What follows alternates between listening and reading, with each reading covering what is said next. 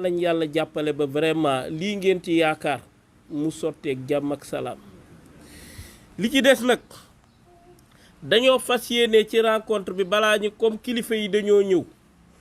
te war nañoo xam ni lël bi lan lañ fi wax ak lan lañ fi def fas yéene jël ñett ci ñi nga xam ne ñoom lañ doon tàggat jox leen parole jox leen kàddu ñu wax liñ fi jàng ak seeni impression ngeen mën koo yóbbaaleel kilifa gi. dañuy commencer ci madame la présidente joxaal aussi ñett ñu ñuy former parole bu ñu paree ci loolu kii di formateur bi ni ma koy waxee ñun Centre Forêt bu ñuy def formation du ñu jël n'importe qui bu dee loo xam ne dafa dépasser suñuy capacité dañuy jël koo xam ni yàgg na ci métier bi ci wàllu wii nag dañoo tànn kii nga xam ne mooy Alioune Aïdara Sall yàgg ci métier bi ñu xam ko fépp ci Sénégal. non wax na dëgg Aziz nañ ko tàcc di nga jël nit mais ay capacité man nekk naa fi yàgg naa dégg ay kii te man bi ma newee Thiès laay doog a gisee ak moom donc xam nañ ni liggéeyam moom bu dee mën rek mën na ko te yéwén na tamit yi joxe xam-xam mën ngaa mën liggéey am xam-xam bi te yéwénoo koo joxe amul njariñ loolu aussi dañ ko koy wax dinañ ko jox parole bu ñu paree ci loolu danañ jël fas yéene joxe lijaasa yi ndax formation boo ko defee demee loxoy neen bés dina ñëw nga bëgg ne kat man def naa formation bu amul këyit bu koy naatable ni lii defoon na ko kenn du ko mën a wax wedd du ca mën a am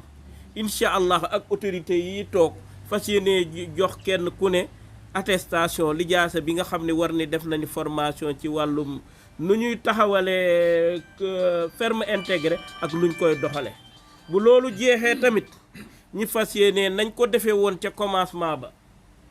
oustaz mi nga xam ne moo ñu ñaanaloon ñu joxaat ko la parole mu ñaanalaat ñu tëj ndaje bi ci jàmm ak salaam di ñaanal ñëpp kenn ku ne delluwaat këram ci jàmm ak salaam fekk fa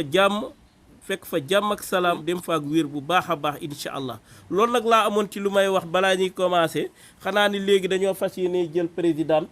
jox ko la parole mu mën a moom wax lan la gis ci formation bi présidente vous avez la parole. maa ngi nuyu ñëpp di ziar ñëpp di dalal suñu gan ñi ñu fi am tey muy waa représentant Mamadou Diagne Sy Mbengue waa Tivaouane ba Faaw di suñu nijaay monsieur Sakho Ndiaye suñu maman Mère Ndoumbe monsieur Ali Bey ñi ngi leen di dalal jàmm waa Tivaouane ba Faaw yëpp di leen remercier di nuyu di ziar waa Centre Forêt di beral nag nuyoo sant ak ngërëm suñu formateur vraiment moom tey lu waay wax rek li ñuy wax tout tourne autour de lui ndax tey am na tey formation bi nu mu doon demee dañ naan doy na soxlawuñu sax tey remise de diplôme wala leneen mais vraiment lim ñu war a jox nañu ko macha allah def na ko ci anam bu yéwén ndax am na ku ko fi wax sànq nit mën na am xam-xam te du ko mën a joxe nit mën na am xam-xam te du ko bëgg a joxe moom nag am na ko am na yéene bi te jox nañu ko ba vraiment daal na dolli sax la ñuy wax nañu dolli macha allah loolu daal la ñuy wax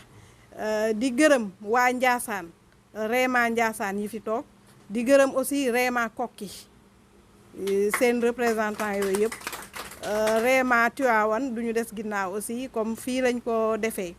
di wax ni rek Réma muy signifier réussir ensemble un meilleur avenir te foog naa formation yi foofu lay dooree réussir ensemble un meilleur avenir mooy ñu góorgóorlu takkaloo jàppaloo ba am avenir bu gën bii ñu nekk te foog naa ne looy liggéey lu ne te amoo formation loolu mënta jakk kon dañ leen di jaajëfal waa 3FPT ñoom ñi recevoir formation bi di gërëm waa centre forestier ñoom ñii ñu ko jox ñu indi ko aussi di gërëm waa Rémas bureau exécutif ñoom ñi ko dox lijjanti ko ba teg ko ci suñuy loxo di gërëm aussi participants yëpp góor jigéen mag ndaw vraiment ñëpp ku ci nekk def nga ci sa fulla ak sa fayda ba mbir yi jaar yoon. maa ngi leen di nuyu képp ku fi nekk di am kontaan ak mbégte dalal suñu gan yi bàyyi ko fële ci waa TBF Mamadou Diagne Sy Mbengue leen ñaanal kontaan nañu lool ngeen yëgal ñu kilifa gën a bëgg nañu gis ne seen taxawaay beneen bi Adama wax na ko sànq rek xaw naa sàq mi sama lañ ci benn côté mais dañuy bari lu yoog ziar ak cant go am tàmbalement amul fu mu yem mooy suñu formateur bi macha allah mais ak waa Eaux et Forêts bi nga xam ni commandant toog na fi ak lieutenant bi macha allah di ay nit ñu jàmbaar boo gisee ma yëkkate kàddu vraiment dafa yàgg lool depuis loolu ñu ngi ci ñetti at ba ñaari at ñu ngi ci mais macha allah ñu ngi dox bu am solo ndax Mamadou Diagne Sy Mbengue recevoir nañu ay yoon mais lu ñu bëgg a wax rek yóbbante ko kilifa yi incha allah lu ñu bëgg mooy ñu gën ñoo jàppale ci suivi mooy maanaam bu ñu formé nit ku pare diplôme bu ñu ko dugalee ci turwaay rek mën naa dem ba maxee mais maanaam bu amee suivi ñu am financement wala ñu jàppale ñu pour mën a liggéey loolu da nekk loo xam ne dañu ko yittewoo te yaakaar naa jigéen ñu bëri boo xoolee loolu la ñuy jàmbat chaque jour dañ lay formé ba pare li ñu la formé nu yëpp boo toogaatee ñetti at appliqué ko rek day mujjee naxasaay mais am nañ kontaante ba ak mbégte di jéggalu ñëpp nag ci kàddu yi. asalaamaaleykum mbooloo mi donc ñu ngi nuyu ñëpp ku si nekk si turam ak santam ñu si jiital autorités yi nga xam ne si ñoo fi teewal monsieur le maire di nuyu en tout cas les représentants du centre forêt di nuyu aussi tamit waa REMA yëpp à travers la coordonnatrice madame Cissé Adama di remercier aussi tamit suñu formateur père ñu ngi koy sant bu baax di ko gërëm di gërëm aussi tamit Pape son collaborateur di remercier assemblée bi yëpp di wax ni wax dëgg yàlla contentement lañ am ba satisfaction bi ñu am mënuñu ko sax génnee di remercier waat bu baax a baax Adama parce que aussi tamit de Tivaouane à Koki ku ne xam na ni sori na mu romb fi lu bëree bëri invité waa Koki ñu ñëw en tant que coordonnateur vraiment Koki ñu ñëw assister ko bi ma wooyee dama ni ko woon est-ce que jar na may ñëw mais elle a insisté pour que je vienne bi ma ñëwee aussi tamit formation bi li mu duré wax dëgg yàlla bu nekkoon 1 mois sax damay toogaat assister ko ndaxte li ma fi jàngee wax dëgg yàlla kawe na sama njortu daal te aussi tamit formation bi suñu formation boo xamee seen si wax dëgg yàlla elle est venue à son heure parce que jamono yi ñu toll ku si nekk xam na ni mbay ak càmm ñooy doxal réew wax dëgg yàlla te ñu som si jamono yi ñu toll agriculture moderne moo fi nekk ñu ñëw indi aussi tamit ferme intégrée mu nekk partie intégrante boo xamee seen si day doxal agriculture jamono yi ñu toll père aussi tamit jox ñu ci ba jox ñu lu kawe suñu jot ñuy santaat bu baax daal di gërëm di wax ni wax dëgg yàlla li nekk suñu xol mënuñu ko génnee mais am nañ satisfaction boo xamee seen si daal wax dëgg yàlla kontaan nañ bu baax a baax di leen wax ni à partir d'aujourd'hui nekk nañ ay membres yu REMA Tivaouane Ndiassane fépp lépp li ngeen ñu soxlaa muy suñu xalaat muy participation boo xam ne war nañ ko mën a joxe ñun aussi tamit ñu ngi leen di déglu vraiment nous sommes à votre disposition ñu ngi leen di santaat bu baax di leen gërëm di wax ni kontaan nañ bu baax a baax macha allah. maa ngi nuyu ñëpp di ziar ñëpp waa di nuyu suñuy invité yi di nuyu les agents des Eaux et Forêts ak suñu formateur vraiment li ñu fi doon def tey formation lañ doon def que waa 3FPT lëkkaloo ak vision notre président de la République parce que bëgg na jeunes yëpp am xëy jeunes yëpp liggéey développement mi ngi commencé si former ba pare balaa ngay financer nit da nga koy former te formation bi loolu lay njëriñ te buñ la former ba pare tamit mu am suivi am financement nga mën a liggéey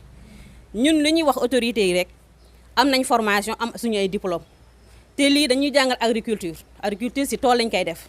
nous avons besoin des terrain boo xamante ne ñun jigéen ma vraiment Tivaouane ak Ndiassane ñu bokkoo di si liggéey parce que loolu mooy njëriñ formation bi parce que bu ñu amee formation jël diplôme yi rangé ko suñu armoire yi amul benn njëriñ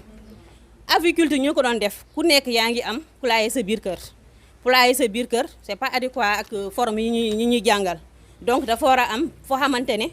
day am surface boo xamante ne da nga ko war a respecter te loolu pour nga respecter ko foog nga am lieu ñun loolu vraiment agriculture yëpp lieu la ñu manqué ak financement surtout yéen ñëw fii en plus maa ngi gërëm aussi madame Rema bu baax parce que madame Rema dañu jàppale notre président de la République te madame Faye Sall mooy suñu marraine di jàppale président ci li muy def yëpp ñu ngi koy jàppale madame Rema partout dans le monde waxuma Sénégal rek mais monde bi yëpp am na madame Rema am na fépp am na madame Rema donc ñun suñu vision rek mooy jàppale notre président bu ñuy jàppale président rek parce que jigéen ñi ndaw yeeg mag ñi ñoo si nekk ñu en contrepartie ñun tamit bëgg nañu gis suñu bopp si loolu ñu jàppale ñun tamit ñu liggéey pour ñu mën a jàppale président maa ngi remercier aussi parce que dañu joxoon kii Seynabou Gueye Touré invitation mais malheureusement nekku fi ki ko waroon teewal tey dafa am dëj Richard Toll foofu la dem waxoon na sax am na dina am keneen kuy ñëw peut-être loolu moo gàllankoor ñëwul tey di remercier aussi les représentants de Diagne Sy Mbengue moom sama jëkkër la parce que moom sama jëkkër ñu bokk benn turandoo yaroon si benn kër kooku sama nit la waaw di remercier notre formateur vraiment ñun amuñu luñ koy fayee parce que lépp leer na macha allah daf ñu doon jàngale xol ak yéene ñu ngi koy ñaanal rek gudd fan ak wér bu baax di remercier nag Adama la coordinatrice de Tivaouane parce que mënoon nañ ko jox formation bi mu yemale ko si Tivaouane mais daf ma woo en tant que coordinatrice de Ndiassane mu woo ma ak samay nit ñu bokk si formation bi loolu ku baax rek moo koy def nit ku simple la ku baax la vraiment ñu ngi koy ñaanal gudd fan ak wér li nga bëgg si ma vraiment rek yàlla jox la ko. salaamaaleykum mbooloo mi yéen ñëpp maa ngi leen nuyu kenn ku ñëw ci sa tur ak sa sant xam naa du yomb ci man nag tey moom pour ma wax parce que vraiment sama xol fees na kontaante gi moom fu ngeen ko takk passé na ko waaw vraiment mu ñeel ñi ma doon seqaloon tey 5 jours yi yëpp quoi waaye balaay loolu damay dalal gan ñi nuyu leen sargal leen muy représentant maire bi maa ngi remercier présidente bi aussi moom itam comme ni ngeen ko waxee rek moom sama jarbaat la mais gis naa ci moom ay qualité daal leader dëgg la quoi donc diriger na formation bi ni mu ko war a diriger xool naa ko seetlu naa ko macha allah moom mention spéciale parce que mat na kilifa yéen ñi ma seqaleen formation bi aussi wax dëgg yàlla de man dama li naan je suis ému daal parce que ci yar bi ak ci engagement bi ak ci détermination bi ak ci li ngeen ma yombalee formation parce que wax naa ci début bi ni leen formation balaa muy neex ñi ngay former dañuy bokk te yéen da ngeen a bokk macha allah et beneen chance bi mooy niveau d'étude bi niveau bi dafa élevé ba nga xam ni yombalal na ma aussi liggéey bi am na ñu may former ñoo xam ne daanaka kenn ci jàng wala saa ñaar mais comme c'était le cas à Thiès à Thiès c'était ça mais réaction bii ngeen am moom lañ am ñoom macha allah ñoom tam nee nañu kontaan nañu man nag loolu rek laa bëgg fi ne man ku ma doon fay ay millions sax man lii ngeen wax moom moo ma gënal bu dee ci ay ferme agricole yi may nekk ay consultant tam ma résultat rek moom laa soxla waaw ma résultat rek moom laa soxla woowuma leneen daanaka sax xaalis bi moom seconde position moom lay daw donc kontaan naa si yéen bu baax a baax lu ngeen kontaan man kontaan naa lu ko raw yéen ni yàlla defal jàmm maa ngi remercier nag waa Eaux et Forêts ndax ñoom ñoo ma confier liggéey bi ñoom 3PT moo leen ko jox ñoom ñu confirmé ko maa ngi wax au passage que man expert laa ci 3PT expert évaluateur depuis 2018 dañ may yónni ay mission fu nekk may accrédité organisme de formation yi ak école de formation yi pour que ñu mën a bénéficier wu ci maanaam fonds yi 3PT di joxe naan fi sax xamuñu ba xam maay dispenser cours bi xamuñu ko sama liggéey ak ñoom leneen la ñii tam sama liggéey ak ñoom leneen la mais ñoom maa leen di remercier ci maanaam qualité gi nga xam ne moom lañ am ci man ak voilà lépp lu nga xam daal ndax man xaw moon sax xam nañ maam déet biñ may woo ay recommandation rek la comme ni mu ko waxee ay nit a ma xam ci sama liggéey ñoom ñu am problème boobu ñu daal may recommandé ak ñoom tam sans hésiter ñu kii man def naa sama kem kattan heureusement ñoom rafetlu nañ ko kon nag man dama ci sant yàlla dama gis ban tàmbalee ñaari formation ba léegi daal maa ngi ci sant yàlla ci yaakaar nag ñi ma jëm aussi Dakar tam noonu lay mel mbaa mu raw ko maa ngi félicité sama assistant bi Pape Sidi Sall voilà moom fa ma am formation rek dama koy yóbbu ndax c'est un technicien supérieur en horticulture donc moom première promotion sax ci la bokk alors nekk PASA bu projet d'appui à la sécurité alimentaire temps yi nag dañoo am tuuti flottement rek mais léegi ñu recommencé waat yaakaar naa ni donc moom mi ngi nekkoon Louga quoi donc dama koy remercier ndax engagement moom tam ak maanaam xarañam waaw parce que ñaari cassette la yore am na ñi ko xam ci Tivaouane ñu bari sax aar bi lañ ko xamee moom c'est un artiste doué voilà donc maa ngi koy remercier moom tam di gën a remercier waat nag waa Centre Forêt ci vraiment taxaw bi ak itam coordination bi madame LT maa ngi koy remercier moom parce que moom la ëpp lu may coordonner quand même que commandant ndax moo yore kii bi quoi coordination bi donc maa ngi xamal ni kon ñoom ñoo ma jox formation bi comme ni ñu ko waxee mu nekk agriculture intégrée na xam nga dafa ëmb agriculture spéciale plus façon sàmm moo xam nag lu mën a doon mais ñun ñoo ngi jël aviculture nga parce que moo nekk en vogue actuellement muy poulet de chair yi ak poulet pondeuse yi mais xam nga création et exploitation d'une ferme agricole intégrée dafay laaj d'abord le foncier wax ngeen ko li ngeen ne xam nu ko wala fi waxee da ngeen ne loo ci sama lañ ci xaw ma li ma bëggoon a jëkk wax mooy mairie bi na góorgóorlu jox jigéen ñi bu doonte benn hectare fenn bu ñu leen loolu mooy li war a jëkk am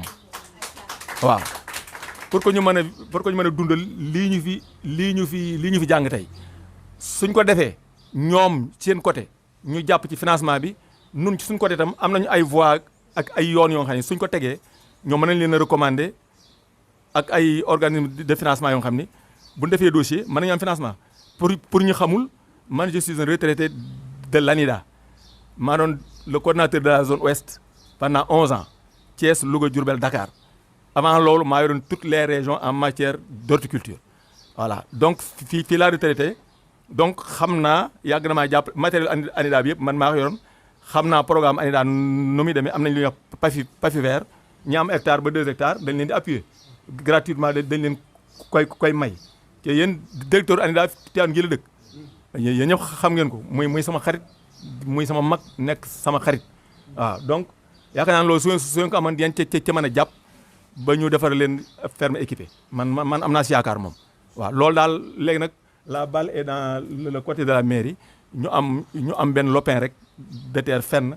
boo nga xam ne vraiment jigéen ñi deeñ parce que seen taxawaay bi rafet na seen ànd bi rafet na lañ koy mottalee nag mu nekk jeexital ci ñoom nag mooy ñu am fu ñuy dajee di fa exploité loolu daal man laa noon autorités yi man dinaa leen ko wax pour ngeen mën cee jàpp formation bi nag juróomi fan lay durer juróomi fan la juróomi fan ci la ñu gis 5 modules yi bi ci jëkk mooy nan la ñuy taxawalee agriculture intégrée maanaam la ko tàmbalee ca foncier ba ci étape yi ngay jaar ba taxawal ko maanaam mën naa ci dugg tuuti rek mooy soo amee foncier bi ñu dugg ci étude de projet wala business plan bi wala étude de faisabilité bi nga xam ni mooy regrouper lépp loo nga xam ne yow li nga war a def da ngay càmbar étude de marché ba ak étude technique bi mooy nan laa ko war a defee étude de marché bi mooy li may def nan laa koy def lan mooy personne cible yi consommateurs yi ñan laay jaay étude technique bi mooy li may def nan laa koy defee lépp rek maanaam ci maanaam matériel baak la koy saytu loolu yëpp nan laa koy defee ak étude financière bi mooy li may def coût bi ñaata la ak su ma ko liggéeyee lu ma cay jëlee nga def comparaison bi est-ce que am naa bénéfice wala sax am naa perte étude économique bi day ñëw impact environnemental bi ak itam impact économique bi nga xam ni li may def jeexital bi lu muy doon ci environnement bi maanaam li wër fa ma koy defee ak itam étude économique ba tey dafay laat aussi impact économique bi mu ñeel maanaam fa nga koy defee lan la amee jeexital tal ci ñoom après nag nga di ko ne yeneen étapes yi muy aspect juridique yi ak lépp daal ba loolu jeex loolu moo doon benn module bu njëkk bi beneen module bu njëkk bi moom lépp lu nga xam ne dafa aju woon ci affaire maraîchage gis nañ ci maraîchage la ko tàmbalee ci pépinière bi façon pépinière yi gis nañ ko mu dem ba ci repiquage bi dem ba ci en plein champ na ngay bayee légume bi ba kër nga koy jaay ñu dugg ci arboriculture fruitière mooy garab yi nga xam ne dafay ñor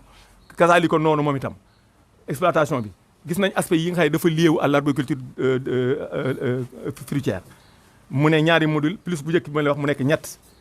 waaw boobu ñaar maraîchage bi ñaar lañ ko def arboriculture fruitière benn mu nekk ñeenti module ñu ñëw nag ci aviculture bi moom lañ jeexale tey ñu gis volaille locale bi maanaam nan lañ koy élever maanaam mooy ginaar yi kër yi ñu teg ci poulet de chair yi teg ci pondeuse yi loolu lu ki nekk nag càmbar nañ ko ca yorin wa ca alimentation bi prophylaxie médicale prophylaxie sanitaire ak traitement yi en cas de maladie feebar yeeg lépp gis nañ ko donc en gros daal noonu la formation bi tëddee woon may gërëm nag ñi nga xam ne ñoo si bokkoon ndax apprenant yu xarañ lañu wax dëgg yàlla ndax bokk nañu participer yombal ma liggéey bi ca tam wan nañ ma aussi am nañ ci ay prérequis maanaam surtout ci ganaar yi moom da ngay xam ni ñi neex na leen ba pare maanaam xam nañ ci dara mbirum mbay mi premier jour da ngay sentir ni miinaguñ ko mais deuxième jour kenn bëggut a ñibbi fii lañ toog pré cours bi ñëpp toog may leen waaye tey lan moo war leen ngeen ni ma dañoo doyulul deuxième jour aussi ñu toog may leen waaw tey dañoo gaaw a pare ngeen ni ma waaye ba tey daal doyulul ñu rek quoi man ma kontaan ci xam ni peut-être li ma leen jox peut-être dugg na leen donc maa ngi leen di ñaanal jàmm daal ci ñëwaat ci maire beeg suuf si daal moom lay tëjee ci cay ñaanal ñëpp jàmm yéen yàlla defal jàmm ngeen jëriñoo ko ci day yonent alayhi salaatu wa salaam. ginnaaw bu ñu santee yàlla julli ci yonent bi ñu ngi nuyu ñu fi teew ñëpp di ko commencé ci ki nga xam ni moo fi représenté maire Tivaouane muy monsieur Diop Sy muy soog a agsi nii yàlla dogal mu doon kilifa Tivaouane ñu koy sant di ko jox wàccuwaayam yàlla dogal ma ñëw ànd ak monsieur Ali Bey ànd ak soxna Ndumbe Gueye ànd ak soxna Maam Ami Samb ànd ak oustaz ñu ñëw représenté fi monsieur le maire Diagne Sy Mbengue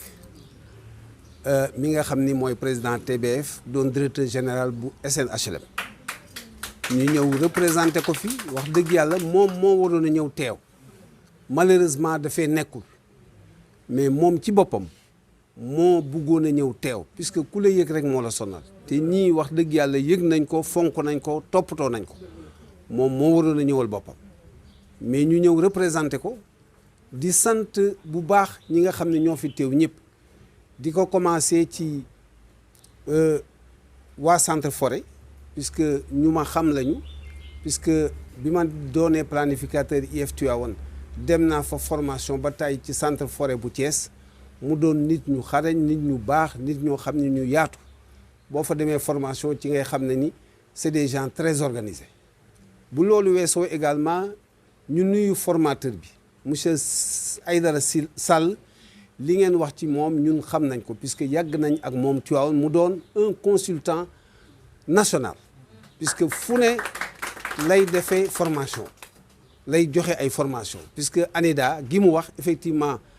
El Hadj Malick jiite ko dëkk Tivaouane El Hadj Malick Sarr moom daanaka lépp moom moo ko yor donc vraiment waa centre forêt juumuñu ci ki nga xam ne moom lañ jël mu indi leen doon leen defal formation nit ku baax la nit ku am xam-xam la macha allah ñuy sant monsieur Ba bu HLM bi nga xam ni wax dëgg yàlla moom it nit ku baax la foo ko fekk ci développement rek lay dox ak lu jëmale diine kanam puisque foo ko fekk ma ngay lijjanti lu defar jàkka ji léegi nag ñu ñëw kontaan ci wax dëgg yàlla Diagne Sy yëf yi bett ko ndekoon mooy teew ñuy kontaan ci formation bi ñu leen defal puisque waa Réma nit ñu xam la jigéen ñu brave ñoo xam ne ni vraiment ci développement rek ci la ñuy dox plusieurs fois def nañu ay action ay donation ñu ngay joxe ndox ñu ngay maye ñu ngay joxe tout le temps ci loo xam ne dañ koy jëmee ci askan wi donc loolu gis nañ ko plusieurs fois te je crois que lu mel noonu moom rek la Diagne Sy bëgg koo xam ne nii da ngay jéem a def dara puisque bërki Dembo Ndiaye la dajale jeunes yi nga xam ne ñooy yëngatu ci moom yëpp mu daanaka génne lu mat 8 millions jox leen ko ni leen dem leen ngeen defi aviculture puisque wax dëgg yàlla moom bu sañoon waa Tivaouane yëpp am ci luñ jàpp franchement bu sañoon waa Tivaouane yëpp am ci luñ jàpp puisque ñi nga xam ne nii mën na leen a dugal IPRES dugal na leen fa man mii sama doom ma nga fa doomu soxna Ndumbe mii ma nga fa ak ñeneen ak ñeneen ci biir Tivaouane ñi nga xam ne nii aussi mën na leen a dugal HLM dugal na leen HLM ba fi mu toogee nii am na ñu bari ñoo xam ne dugal na leen HLM léegi nag xale yi nga xam ne ñooy ànd ak moom di yëngatu te bu sañoon waa Tivaouane yëpp du ñuy ànd ak moom de mais waa Tivaouane yëpp puisque ñi ko gën a compte sax ñoom la gën a jàppale donc vraiment mu ni il faut mu wut dara jox leen comme gàmmu gi mu ngi bugg a jub si mu ni leen da leen di jox ñu def aviculture pour que ñu mën koo jaay ci gàmmu gi man cee jàpp def ci dara ñi nga xam ni aussi jigéen ñi nga xam ne mën nañoo dem jawbe mu yëkkati somme jox leen aussi pour ñu dem jawbe ñëw jaay ñi nga xam ne dañ doon yëngati ci affaire jaay jën mu jàppale leen aussi pour ñu dem jaay jën loolu xam nga ni lu am solo la te bërki démb boo njaay la ko def je crois que ñëpp gis nañ ko ci réseau ji nit ku xam ne nii ku bëgg kuy def dara la kuy entreprendre te loolu yéen ci ngeen ne wóor na ma ni di ngeen def tout pour rencontrer ko li ngeen wax ci wàllu suuf bi le représentant du maire est là da ngeen di jéem a dem rencontrer maire bi Diop monsieur Diop Sy mu jàppale leen ci suuf par rapport ak loolu mais leneen li rek mooy xam naa ne Diagne aussi bu ngeen demee rencontré ko du ñàkk mu jàppale leen ci activité bi ngeen xam ne ci ngeen nekk di ko def puisque loolu ci la dëkk bu dee gàmmu ma nga ca bu dee tabaski ma nga ca tabaski par exemple vraiment man mii la jox liste bi nga xam ne ñoom la doon jox ay xar mu bari lool ñeneen ñi ci des mu jox leen enveloppe koo xam ne da ngay joxe enveloppe ba yàlla mi ñu téem xam na barke alxuraan mu ni ma Sakho mbaa fàttewuma kenn kooku xam nga bu sañoon ñëpp am loolu def na ko vraiment di dem ci yëfi barki dee moo njaay laa jóge Fès barki dee moo njaay la Ali Bey mi jóge Màkka ak ñeneen ak ñeneen ñoo xam ne yóbbu na leen ñu bari mu yóbbu leen Fès ñii ñu yóbbu leen Màkka ci yooyu ci lay dox c'est pas parce qu'il est maire que mu koy def doonatul maire mu taxawal loo xam ni Tivaouane ba faw loolu mooy ba faw pour rek loo xam ni day jëmale Tivaouane kanam ci lay dox suba ci lay dox ngoon je sais que ni xaddiwul imam yaak yëpp puisque keroog ba mu toogee am na ay imam yu bari xam ni boole na leen ci ñiy dem Fès ak ñi nga xam ne ñooy tàggkatu sallallahu alayhi wa sallam waaw les cours de vacances comme effectivement ki fi teewal tey Diagne Sy ma ñëw gunge ko muy Ali Bey mi nga xam ne moo yor wàllu éducation te lii éducation la mu taxawal cours de vacances yoo xam ne ni da koo def ci biir Tivaouane képp koo xam ne sa doom bugg naa jàng def na pour élémentaire def na pour moyen def na pour secondaire mu yóbbu ko ci site yu bari nag école 4 école 6 école HLM école 7 daanaka 5 école booleeg daara aussi mu ubbi ñaari daara yoo xam ni képp koo xam ni bugg nga jàng alxuraan nga ñëw jàng alxuraan dina ci boole sax andragogie man mii dinaa dem ci oustaz mu wutal ma calendrier boo xam ni léeg-léeg ma dabaatal yi nga xam ne manqué le naa ko c'est important donc vacances lañ ne te oustaz moo yor bi nga xamee ni moo nekk Fogny donc loolu lépp Mamadou Sy Mbengue ma ngi ci taxaw donc vraiment je sais que ni dina def kem kàttanam pour jàppale leen puisque comme ni ko sëriñ bi waxee ni jot naa liggéey ak moom lu baax rek ci lay dox wax dëgg yàlla ñu koy sant di ko gërëm di ko ñaanal yàlla di gërëm ñëpp ñi fi teew di gërëm Sylla Aïdara Sall mi nga xam ni wax dëgg yàlla nit ku baax la xam naa ne dina def yeneen ak yeneen formation fi may terminer nag mooy sant gërëm sëñ présidente ku baax la man je l'ai connu dans l'éducation au niveau de la mutuelle des volontaires de l'éducation mu def fa liggéey bu am solo yaru na am na xam-xam compétente na effacé na combattante wax dëgg yàlla doon nit ku baax puisque lu mu jàpp rek incha allah réussite rek moo ciy am te defe naa ni li ñu def dañ ko def à l'instar de madame Marème Faye Sall mi nga xam ni wax dëgg yàlla ku ne xam na li nga xam ni moom lay jàpp puisque ku ne xam na ni la dernière en date bi nga xam ni def na ko muy ni mu def ba yóbbu suñu Iran Ndao national bi nga xamee ni wax dëgg yàlla moo permettre ba yàlla jële ko fii yóbbu ko France ñu faj ko ba mu wér ñu indi ko waat Tivaouane loolu wax dëgg yàlla sans tambour ni trompette kenn yëgu ko à l'insu de tout le monde te wóor na ma ne Marème Faye Sall loxo ma nga ci à 100% puisque xam naa wax dëgg yàlla relation bi nga xam ne moo am entre Marème Faye Sall ak Iran Ndao loolu nag ku koy def te yéen nii ci yu mel noonu ci ngeen di dox bis bu ne ngeen def loo xam ni lu baax la donc maa ngi sant ñëpp di gërëm ñëpp di ñaan yàlla defal leen réussite ci seen organisation di gërëm ñi ma àndal. di nuyu assemblée bi yëpp di rafetlu aussi tamit li ñu fi fekk ndax yàlla def na bi ñuy contacter ci lu mel ni la ñu fekk ñu toog ak André Faye bi nga xamante ni moo yore GIZ di waxtaan ak moom ci yan opportunité lañ mën a am pour fexe ba jigéen ñi ak jeunes yi nekk Tivaouane mën a am formation ngir am ci luñ jàpp kon yaakaar naa li ngeen ñu fekk ak li ñu leen fekk sorewuñu en terme d'objectif di remercier bu baax a baax ñi ñu fi fekk mais aussi ñi nga xamante ni ñoo def invitation waral suñu teewaay mu jaar ci Adama Diouf di nuyu bu baax les représentants du maire Diagne Sy Mbengue bi nga xamante ni kenn dootul natable liggéeyam ci Tivaouane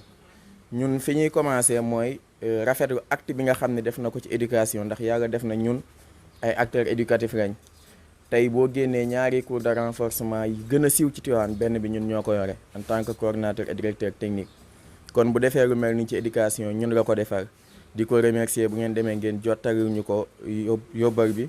xamal ko ni ko Tivaouane lii kese moo ko mën a jëmal kanam fexe ñu mutualiser suñu ay force li ñu mën ñu defandoo ko ngir Tivaouane jëm ci kanam. beneen bi ci topp mooy di remercier ñi nga xamante ni ñooy waa centre forêt ak REMA ak suñu ay partenaires yi nga xamante ni ñooy 3FPT ñu gis seen sigle fii parce que ku ni formation ci Sénégal ni 3FPT ñu envisager def lu bëree bëri ànd ci ak ñoom kon bu ñu ñëwee fekkaat seen loxo fii dañuy kontaan di rafetlu aussi tamit lu mel noonu en tout cas kontaan nañ ci teewaay bi représenté fi monsieur le maire Demba Diop Sy jaare ko ci commission jeunesse formation employabilité ndax ku ne xam nañu bi ñu ñëwee dañ fi fekkoon jeunesse et loisir ñu ni au moment où nous sommes toogatuñ fi ñuy defee loisir jeunesse bi ñoo war a nekk les pionniers du développement raison pour laquelle ñu changé jël jeunesse loisir def ko jeunesse formation et employabilité monsieur le maire aussi tamit comprendre enjeu formation ak employabilité mu ni yéen commission bi dama leen di jox carte blanche lépp loo nga xamante ni jàpp ngeen ni développement la nekk leen ci am ngeen ci sama cër am ngeen ci sama kàddu yaakaar naa kooku tardeeruñ ci dara ci li ma fi dégg aussi tamit ci côté champ ku nekk xam na ni suñu programme mu nekkoon programme bi ñu doon présenté ci élection locale yi passé ku ci nekk gis na ci domaine agricole bu dul dara moom Demba Diop Sy personnellement am na lu muy prévoir mu jëm ci ëpp agricole te dañu woon bu gañee ak bu gañewul incha allah dina ko def beneen bi ci jëm mooy li nga xamante ni mooy formaliser loolu parce que fi ñu toll actuellement dañu gëm ni bay ak lu jëm ci wàllum agronomie dafa bokk ci li nga xamante ni mooy développer dëkk bi te jeunesse bi ñu ngi ciy commencé di conscient démb rek demoon nañ seeti ay ndaw yoo nga xamante ni ci loolu la ñuy yëngu ñu nekk aussi ay potentiels partenaires muy les services agricoles du Kayor en tout cas tey dañu fi ñëw pour présenter leen opportunités yi nga xamante ni képp kuy jigéen ci dëkk bi wala képp kuy jeune ci dëkk bi am nga ko muy en terme de formation en terme de possibilité ku nekk gis na bërki démb forum bi nga xamante ni organiser nañ ko mu jëm ci forum de la jeunesse am ay ndaw ak ay femmes yoo nga xamante ni formé nañ leen ci transformation ci une semaine ba ñu ñëw exposer li nga xamante ni ñoom loolu lañ jot a transformé ñu àndoon ci ak service national à l'orientation professionnelle doon ko defee EPIS ku nekk gis na ko ak réussite bi mu amee bërki démb ngeen gis ñu taxawal aussi réseau des entrepreneurs loolu yëpp dafay reveniraat ci li nga xamante ni moo ñu dajale mooy indépendance war na am autonomisation des femmes war na am loolu nag li ci jiitu mooy fexe ba femmes yi ak jeunes yi am xam-xam lu jëm ci capacitation ak ay compétences professionnelles ba nga xamante ni li ñuy dundee peut-être dinañ ko mën a transformer fii mais aussi li nga xamante ni dañ koy soxla mu nekk suñu ay matières premières peut-être Tivaouane département bi lépp am na fi il suffit juste que ñu am compétence bu ñu ko mën a transformer mettre ko en valeur pour ñëpp jariñu ci en tout cas kontaan nañ bu baax a baax ci teewaay bi li nga xam ne dégg nañ ko fi ci lu monsieur le maire war a jot incha allahu taala dinañ ko yeggee xamal ko ni ko am na fi femmes yoo nga xamante ni képp ku leen jàppale ñu dem te seen souci principal actuellement mooy fexe ba am terre yoo nga xamante nañ fa mën a exploiter incha allah yóbbante bi nañ yegg ñu ngi leen di remercier